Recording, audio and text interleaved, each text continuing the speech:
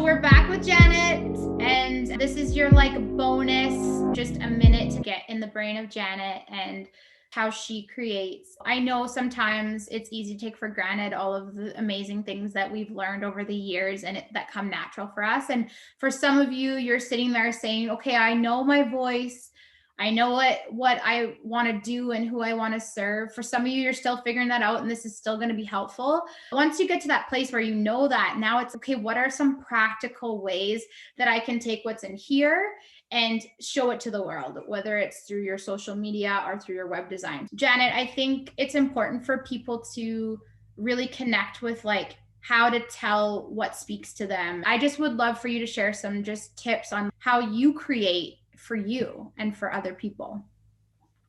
For me, I guess it would depend on the client that I'm working with and what their product is or what their brand is. And I would say to them, if they were to come to me for a logo or their feel or come up with a brand for me, first thing I would say is, what's your style? What is it that you're into? What are your like top 3 books that you've just finished reading? Who are your most inspirational photographers that you've looked at recently? Favorite magazines? Even looking back and researching at, let's say if you're coming out with a product, researching the products within the last 20 years that are similar and seeing what they've done and what has inspired you to create your product.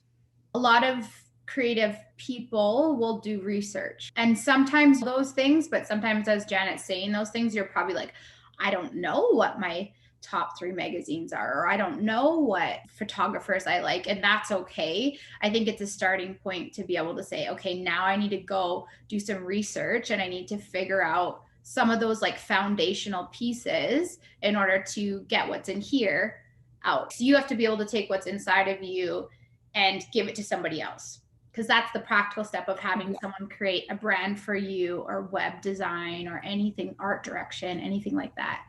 So for you, like personally, if you were creating something for yourself, how does your process work? What are some of the ways that you get inspired? Sometimes things just come to me while I'm washing my hair in the shower. Yeah. Or I'll be like flipping through magazines again. Like I have a collection of magazines from decades ago. Even if you go to the library and research some of their vintage magazines, that'll give you some great ideas as well. But for me, it could be as simple as reading like a novel, and that gives me that, hey, like I'm going to create this, or this is going to make me feel good. And listening to a song, even going back and looking at your own personal style and what you like wearing, that can give you inspiration as well. That can go like coincide with your brand's colors. I find that's really great too. Naomi loves wearing monochromatic pieces or snakeskin print, and you can intertwine that with your design and your website and branding. That's really good. There's a misconception with branding, Mhm. and a lot of people end up doing a logo, and then 3 months later they're doing a different logo, and then a year from then they're doing a different name, and like they're changing their colors. And I think a big part of that is that they haven't really done the work to really be authentic. And the things that I was sharing about you, and knowing your voice and knowing what your brand is so important in having a brand with products or with services or whatever you do. And so I think even looking at your clothes, like you said, don't just do the colors that other people want to do, the colors that speak to you. That's so good. Yeah, if you have a lot of purple in your closet, why not implement purple into your website? I love that. That's a really practical thing that people can do. And I'm going to have someone that's in the fashion world as well on here this week, but I think just clothing in general is a brand, right? Like Oh how you yeah. dress. You are your own walking brand, Yeah.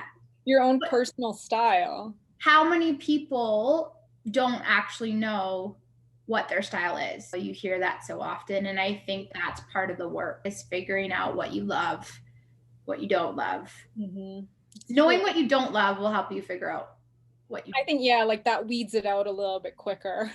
Because even Janet, we've talked about some of this stuff, but talk about like images. Like you're very clear about what kind of images you like to see. Her husband's a photographer and she does a lot of work with him. So talk about that. We like really crisp, focused photography and classic photography as well. When you go back into looking back at all the black and white imagery that was out there. Peter Lindbergh is one of our favorite photographers, Arthur Elgort, Helmut Newton. Those are like three of our top three photographers. And then there's a new guy. His name's Bastian, and his style, if you go through his Instagram, I can pick out his photos if I don't even see his name on the feed, I'll know that those are his photos.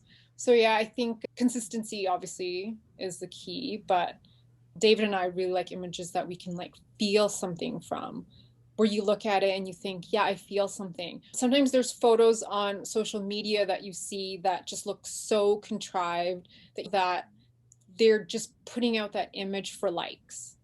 And that's just something that you just shouldn't do that. And if you get a million likes, that's great. But I think it should be something that comes from the heart. And I can see that in imagery. I can see it if that image was created from someone really feeling passionate about that moment. And I can feel that in that image. So yeah, I guess like it's all about feeling. Yeah, but you're very clear. And I think that's where you're able to be consistent. And something that you said, which I thought was really cool, is just that it's a feeling, and you can put something up to try and get a bunch of likes, or you can put something up that's authentic to who you are and who your brand is. I think that's a lot like life, right? Like you can try and do the things that you think people are going to go for, or you can just be yourself and be your brand. And when you do that, you attract the people that like that brand, and I think what people really need to understand is that it's okay to be unique. It's the most important piece that you'll ever have in your brand is being yourself. And so I hope that you really get that from what Janet's saying. Like not everyone is going to like crisp and clean, and that's okay. But the people that do are going to be drawn to Janet and David because that's what they're drawn to. And you don't have to fit everyone else's mold. You only have to fit your own and attract your tribe. That's true. Yeah. So if there's anything else when it comes to web design that you feel would be helpful, if they're just coming off of this video and they're saying, okay, now what do I do? What should I do? Do I need a full website? Do I need just a page? Do I need 5 social media? What do I need to do? Janet, what do we need to do? Contact me and I'll help you. She'll help you. She'll help you.